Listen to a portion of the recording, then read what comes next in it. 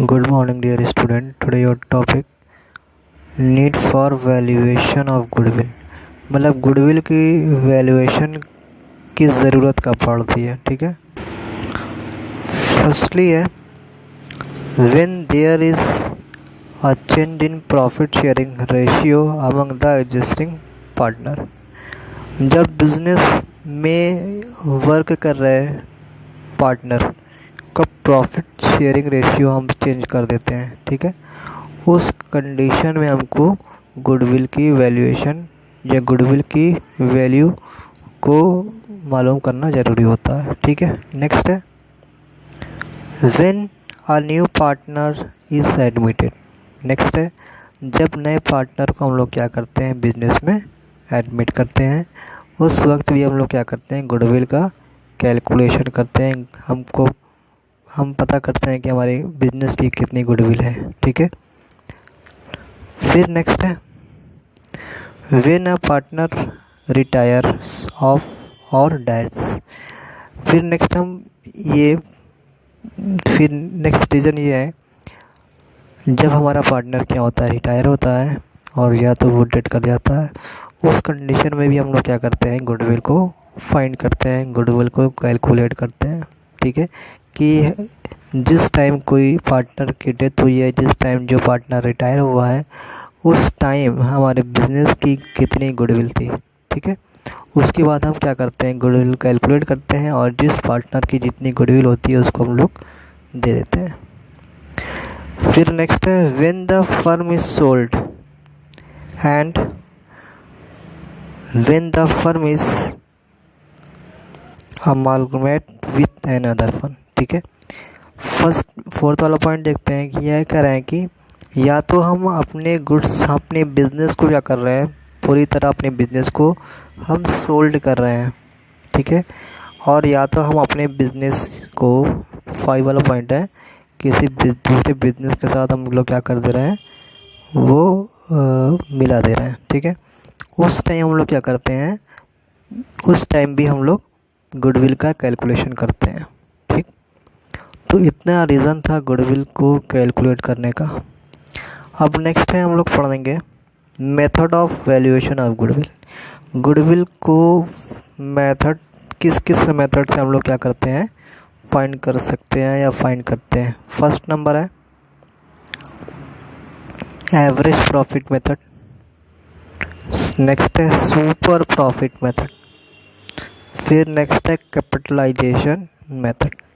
तो ये 3 तरीका है. हम इस 3 तरीके से क्या करते हैं गुडविल को फाइंड करते हैं.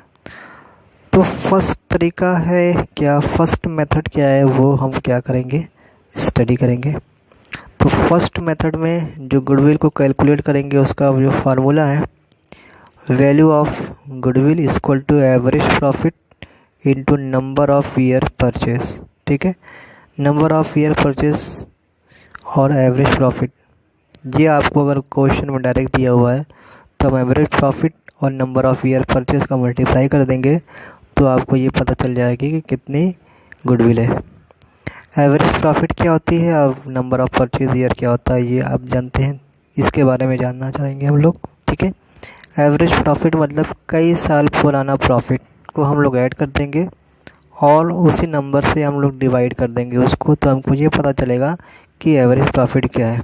जैसे मान लीजिए 3 साल का प्रॉफिट दिया हुआ है. 3 साल का प्रॉफिट है. फर्स्ट ईयर का है 5,000, फिर 15,000, फिर 20,000.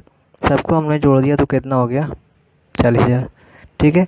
और हम डिवाइड किससे करेंगे क्योंकि नंबर ऑफ ईयर परचेज कितना है, क्योंकि नंबर ऑफ एवरेज प्रॉफिट कितना है 3 है, तो हम 40,000 का 3 से डिवाइड कर देंगे. ठीक है. 40,000 का 3 से डिवाइड कर देंगे तो हमको पता चल जाएगा एवरेज प्रॉफिट. ठीक. और number of year purchase book में दिया होगा. नंबर ऑफ़ ईयर परचेज का मतलब हो गया कि आपकी जो गुडविल है कितने साल के बाद ज़ीरो हो जाएगी. उसका मतलब होता है जैसे 3 साल 5 साल 6 साल, तो इसका मतलब है कि 3 साल के बाद आपकी गुडविल ज़ीरो हो जाएगी, 5 साल के बाद आपकी गुडविल ज़ीरो हो जाएगी. ठीक है. तो ये नंबर ऑफ़ ईयर परचेज ये शो करता है. ठीक है.